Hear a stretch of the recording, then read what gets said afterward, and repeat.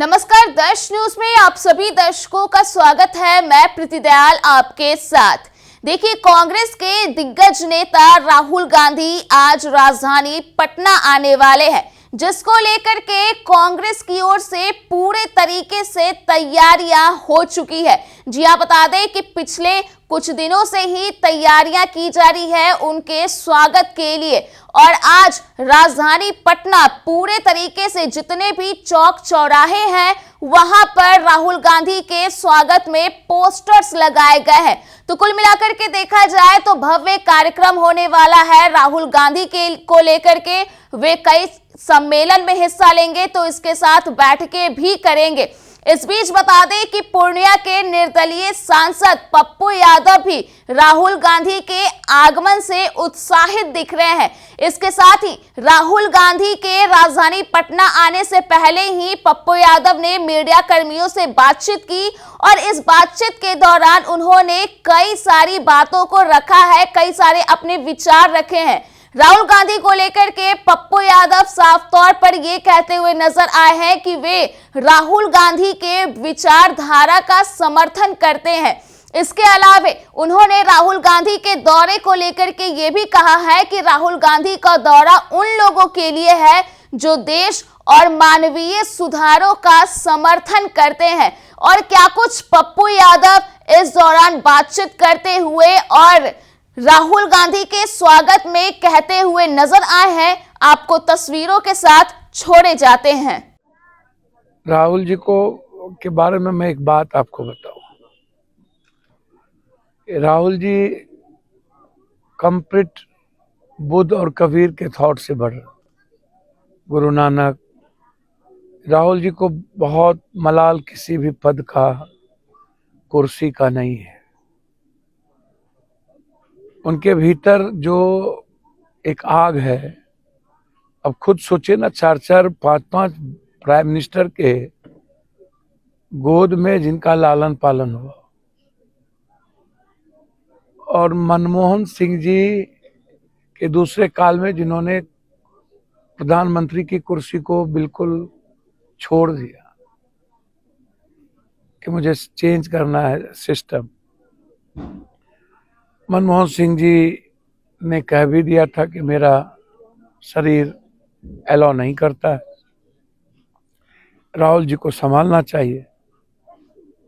तो जिनके लिए पद कोई मतलब नहीं है, 4000 किलोमीटर पैदल चलकर इस कंट्री की सभी तरह के सामाजिक, आर्थिक, किसान, महिलाएं, युवा और इस देश की न्याय व्यवस्था, लोकतांत्रिक व्यवस्था और संवैधानिक दायित्व को महसूस किया, समझा। तो मैंने उनको बहुत नजदीक से देखा कि एक जो आग है वो चेंज की आग है। अंतिम व्यक्ति की जिंदगी को कैसे खुशियां मिले, मुस्कुराने का अवसर मिले, इकोनॉमी रूप में कॉमन आदमी तक ऊपर से नीचे, जस्टिस नीचे से ऊपर से नहीं, एक अंतिम गरीब व्यक्ति के लिए। बिहार दौरे पे आ रहे हैं भैया तो उसी का हिस्सा है ना भाई। सभी जगह राहुल जी का प्रोग्राम है ना, अंबेडकरवादी विचारों को लेके, संविधान के मुद्दों पर, संविधान की क्यों किस तरीके से लोग परिभाषित करते जा रहे हैं।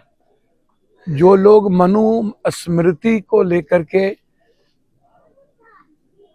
बाबा साहब अम्बेडकरों के विचार को बिल्कुल बांट दिया था, और आज भी उनकी भाषा जो लोग कल जो मुस्लिम लीग के साथ सरकार बनाए,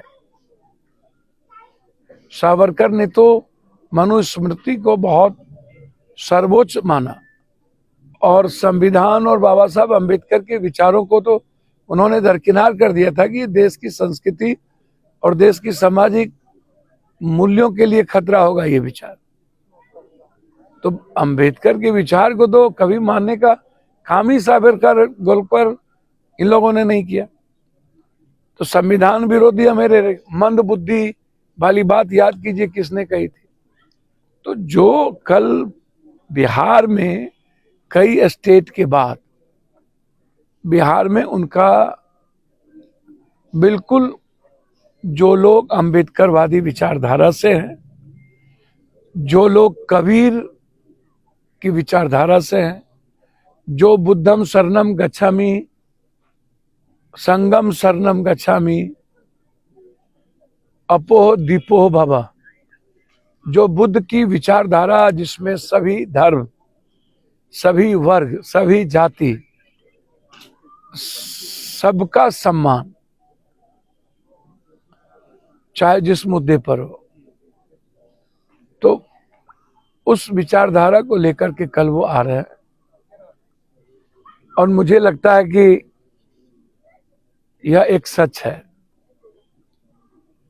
एक हाथ में जहां बुद्ध और कबीर और नानक की कंप्लीट विचारधारी वाली किताब हो, तो दूसरे हाथ में अंबेडकर और गांधी की विचारधारा को लेकर के चलने वाला को एक शख्स है। आज के डेट में बिना किसी जाति धर्म के, नफरत के, देश के 140 करोड़ की इकोनॉमी और कुछ मुट्ठी भर संस्थाओं के बीच में लोगों के अधिकार को छीन लेना, रोक देना, आम और middle class, EBC, ST, SC के एजुकेशन सिस्टम पर हमला करना, उसके आरक्षण पर हमला करना, उसकी आर्थिक सामाजिक व्यवस्था पर हमला करना, तो एक आवाज है वो कंट्री के, वो आग देखने को दुनिया को मिल रही है। और यही विचार, यही आग एक दिन देश के 140 करोड़ की आर्थिक आजादी, सामाजिक आजादी और न्यायिक व्यवस्था के लिए सबसे बड़ी विचारधारा होगी। नहीं रुके थे, यहाँ संवाद करेंगे। 8,000 बिहार के जो गांधी अंबेडकर को मानने वाले लोग हैं, जो संविधान को मानने वाले लोग हैं, जहां हिंदू मुसलमान जाति धर्म मजहब की कोई बैरियर नहीं है, जो कंप्लीट रूप से न्यू ह्यूमनिज्म, नव मानवतावादी सोच,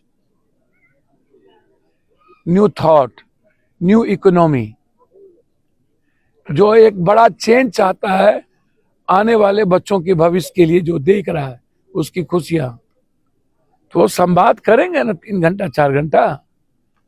सदन में वो रहते हैं, सुनते हैं, बात करते हैं, फिर वो संवाद करते हैं। तो संवाद में अस्थिरता, परिपक्वता, ये सब की जरूरत है, समझने की जरूरत है। इसलिए इसको राजनीतिक रूप से मत देखिए। और राजनीतिक का दौरा भी राहुल गांधी जी का नहीं है। वहां कोई पॉलिटिकल वर्कर नहीं है, वहां कांग्रेस पार्टी का कोई नेता नहीं है।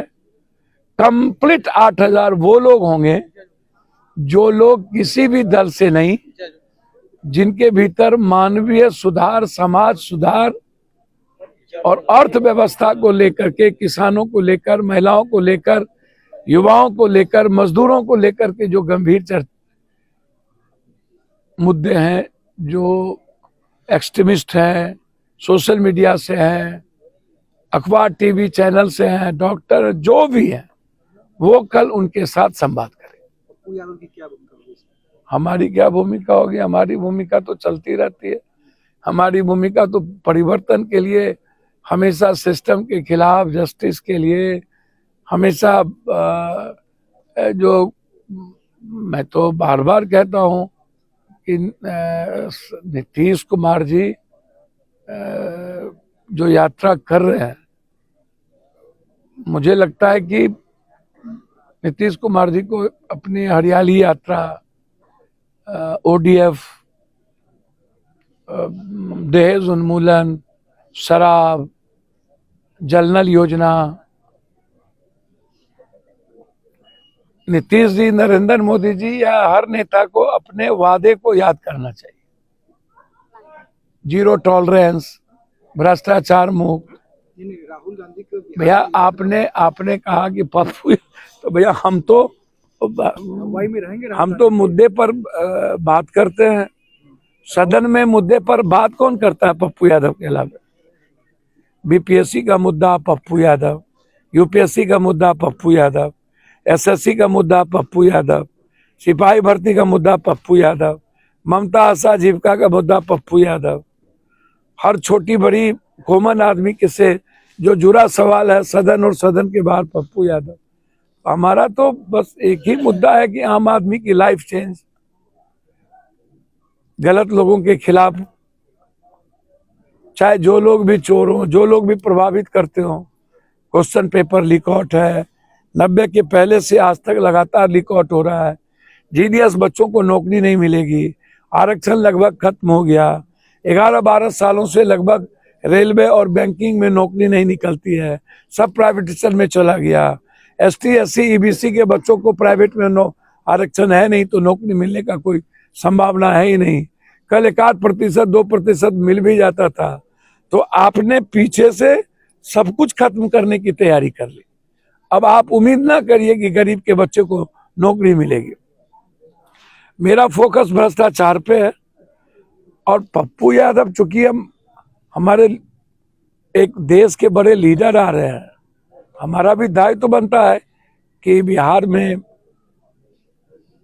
एक बड़े विचारधाराओं जो आम लोगों तक पहुंचे, आम बच्चों तक पहुंचे, और राहुल गांधी को आने वाला जो हमारा भविष्य है, न्यू जनरेशन है, उनको समझने की जरूरत है। राहुल गांधी बिहार आएंगे तो गठबंधन के घटक दलों के साथ भी बातचीत करेंगे, सीट और बंटवारे। सर, हम कोनो प्रवक्ता नहीं है, ना मुझको कोई जानकारी है।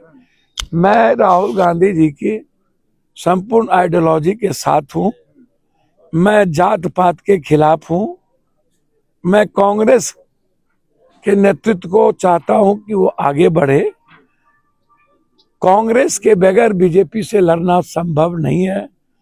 उत्तर से दक्षिण, पूरब से पश्चिम, साउथ से नॉर्थ, इस कोने से उस कोने, आज भी यदि हिंदी पट्टी में बीजेपी नफरत पैदा करके जरूर सीट ले आती है, लेकिन यदि साउथ जाएंगे, नॉर्थ जाएंगे, केरला जाएंगे, मणिपुर जाएंगे, नागालैंड जाएंगे, तो आप कांग्रेस को पाएंगे।